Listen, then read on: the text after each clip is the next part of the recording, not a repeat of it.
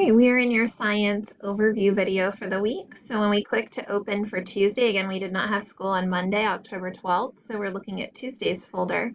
The first thing you need to do is read pages 501 to 505 in your science textbook. That's the large textbook. You're going to learn about changing with seasons and plants and seasons.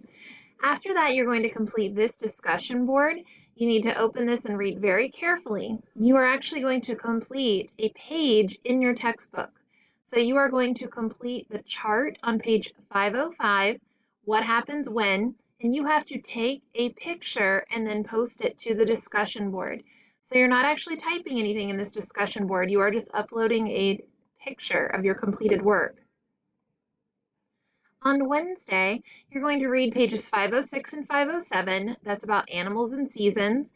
You will need to print the interactive notebook page, Animals and Seasonal Changes. It's right here for you.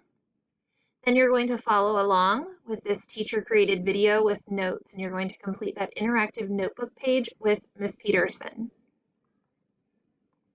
When we go into Thursday, you are going to read page 508 to 509. And then you are going to complete this lesson 1 sum it up activity.